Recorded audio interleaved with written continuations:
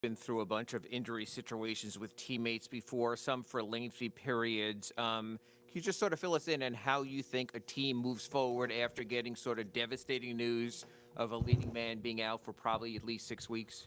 Um, Next man up. I always, it's a team.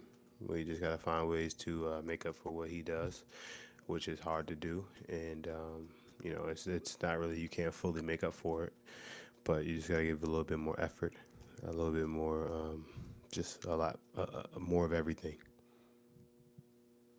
Bam is so unique, and so much of what you guys do is designed around his unique skill set.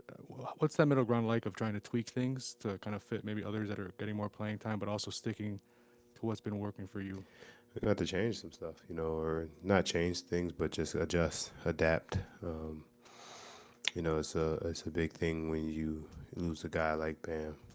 Even you lose, Jimmy's been out also, and you got two guys out like that. It's kind of, you gotta focus a little bit more and focus on the details of everything. Can't have lack of coverage, communication. A lot. You gotta be really locked into everything and honed in fully. Kyle, is there any weirdness for you from a leadership standpoint? Like you were brought here, to play alongside Bam and Jimmy, and now you're kind of thrust in this position where people are going to be looking to you as kind of like the lone leader. Oh no, it's not weird. I mean, they're still here, and Bam was on the bench tonight. Jimmy's still in communication, but it's not weird. It's one of the things where we have a great um, full coaching staff and got some other leaders and some veterans in our team, so we're all good. Kyle, when Bam has been on the floor this year, we've seen a lot of zone, we've seen some blitzing, trapping, we've different things in your base scheme, I guess.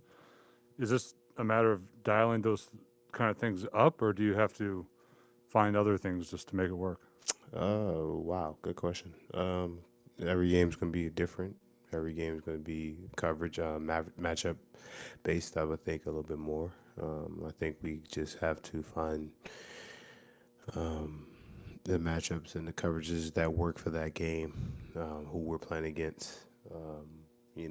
The team we're playing against, the individual stars that we're playing against. So every night's going to be a different night and different adjustment. There was a point, Kyle, where we saw you talk to KZ about apparently an assignment in the wrong place. Tyler went over them also. You might have to rely a little bit more on youth of KZ and Omer, maybe than initially thought with this team. What's that process going to be like, getting two relative neophytes up to speed for very important games? I mean, they got to play. We're this is a professional league. You got to be prepared to play.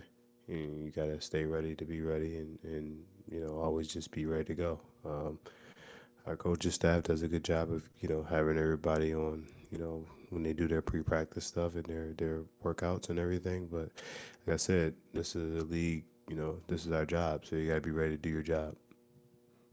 Thank you guys. Oh, you got another one? Shit. I have one more, sir. Okay. You also had some minutes there with PJ at center, and he's played center a little bit this season too. But what do you like about those lineups? And I guess what are the strengths of those groups? Just PJ is gonna make the right play every time. Offensively and defensively.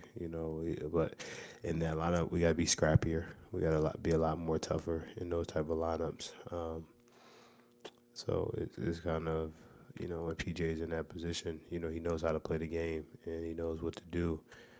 So he's done it before. The last basically 4 years he played center, or whatever 2 years. But he's really good at what he does and at a high level. So with him at that lineup, we know the right decisions will be made all the time. Thank you guys. All right, Kyle, thank you.